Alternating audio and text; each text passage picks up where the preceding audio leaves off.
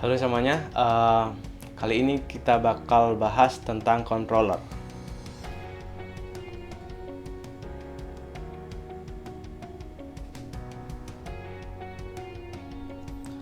Oke, jadi di video kali ini kita bakalan bahas tentang dasar controller di Laravel beserta resource controller.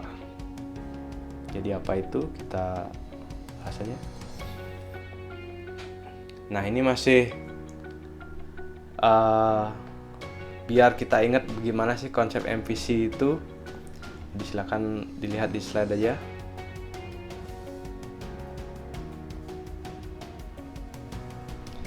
Nah, jadi apa sih itu controller? Jadi controller itu merupakan bagian yang berisikan logic dari program Laravel yang kita buat.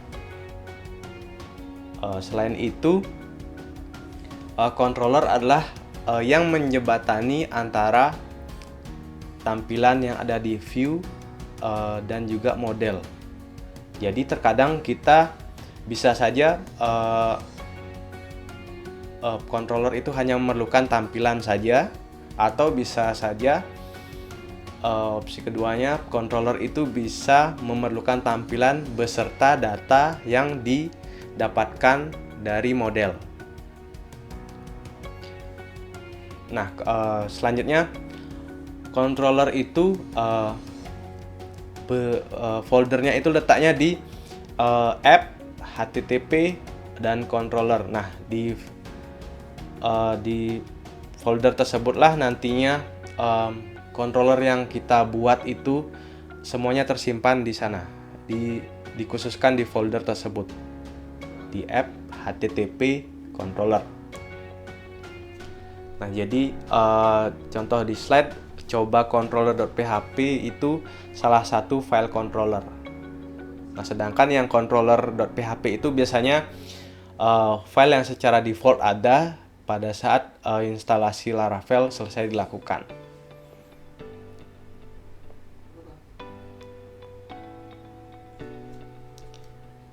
Di video sebelumnya sepertinya sudah pernah dibahas tentang PHP Artisan.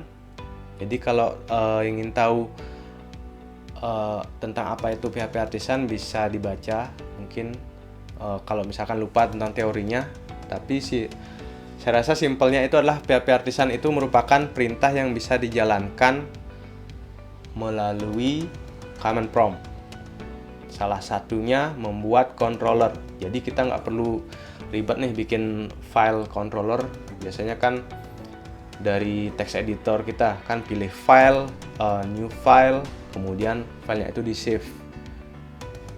Kemudian kita harus cari lagi lokasi controller itu, filenya ya dikumpulkan di folder mana. Nah, itu cara lama sebelum mengenal Laravel. Kalau kita pakai Laravel, apalagi pakai fitur PHP Artisannya, kita tinggal hanya menjalankan sebuah teks, langsung filenya jadi beserta dengan coding-coding dasar dari controller. Caranya gimana? Caranya kita jalankan perintah artisan, yaitu php artisan make controller, kemudian diikuti dengan nama file controllernya. Nah, itu terserah teman-teman mau namain filenya seperti apa. Biasanya sih satu proses atau satu data diikuti dengan controller. Umumnya yang dilakukan programmer seperti itu. Misalkan mau controller yang menghandle data mahasiswa, biasanya sih penamaan filenya itu mahasiswa controller, seperti itu. Setelah perintah itu dijalankan, tinggal enter, selesai. File controller sudah selesai dibuat. Kalau nggak percaya, silakan aja nanti pas kalian coba praktikum.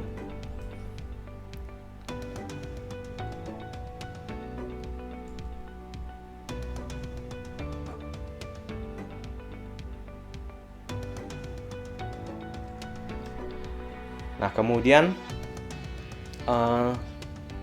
setelah controller dibuat, untuk bisa mengakses controller tersebut, kita harus menambahkan coding di routingnya. Masih ingat filenya di mana? File routing. Jadi kita masuk ke folder routes, kemudian masuk ke file web.php. Nah, di sana kita tambahkan perintah root get, kemudian URL atau URI-nya apa. Kemudian di callback-nya itu kita masukkan nama controllernya, add metodenya. Jadi dalam sebuah file controller itu terbagi atas beberapa metode biasanya. Nah, itu dari dasar controller. Kemudian ada namanya resource controller.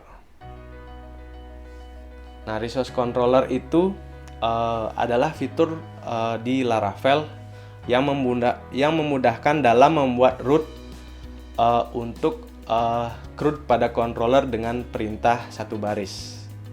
Jadi CRUD itu kalau misalkan kita belajar pemrograman, terutama web programming, biasanya kita nggak bakal asing dengan istilah CRUD. Jadi CRUD itu artinya create, read, update, delete.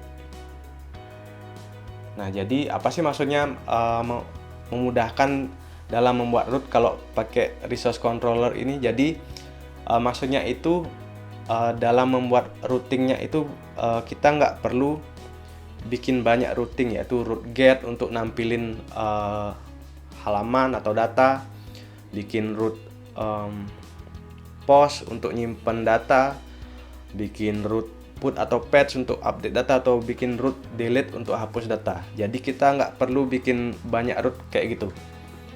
Dengan resource controller kita hanya perlu satu root saja, udah selesai untuk satu controller. Misalkan contohnya kita membuat sebuah controller yang menangani request yang berhubungan dengan penyimpanan foto dalam project Laravel kita. Dalam pembuatan resource controller, kita ada sedikit penambahan dari yang dilakukan sebelumnya membuat controller dasar. Jadi ada sedikit penambahan. Perintahnya hampir sama, jadi menjalankan perintah PHP Artisan, yaitu PHP Artisan make controller, nama controllernya apa, kemudian dilanjutkan dengan min resource. Nah, jadi ada penambahan min resource di belakang nama controller kita. Kemudian di enter, maka jadi resource controller kita.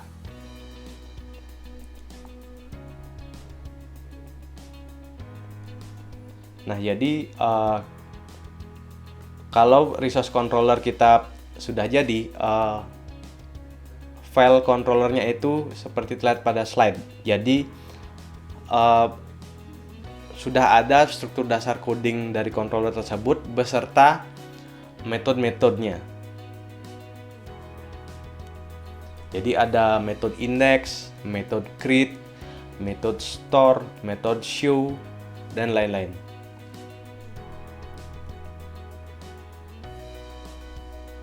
Nah, jadi metode create itu digunakan untuk menampilkan form tambah pada saat kita ingin menambah data. Kemudian metode store itu dikhususkan untuk digunakan sebagai metode untuk proses penyimpanan data. Sedangkan edit itu metode yang digunakan untuk menampilkan form editnya.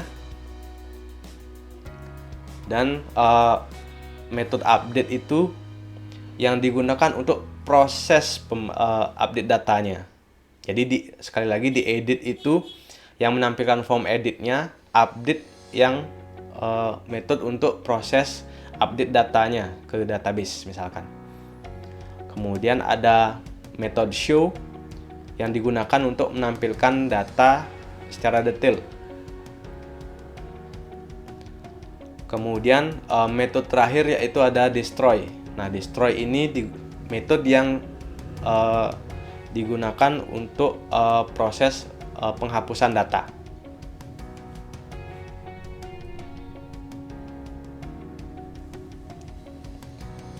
Nah, jadi setelah resource controller dibuat, kita masuk ke routingnya. Jadi kalau kita pakai resource controller, kita hanya perlu satu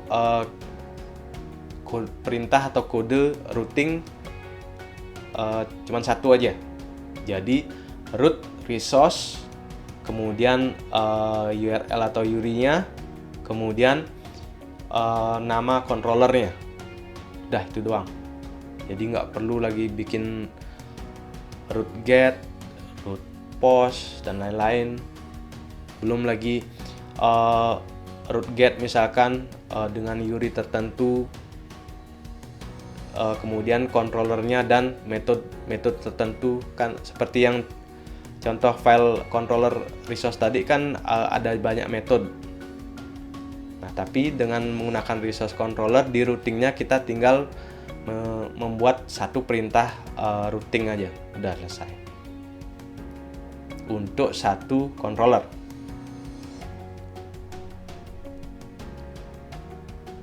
Nah, itu aja mungkin dari controller. Nah, kita di video ini sudah membahas tentang controller dasar dan juga resource controller. Seperti biasa, untuk lebih pahamnya kita langsung coba aja praktikum. Selamat mencoba. Jangan pernah takut dengan error. Di sanalah proses pembelajaran kita. Sekian dari saya, terima kasih.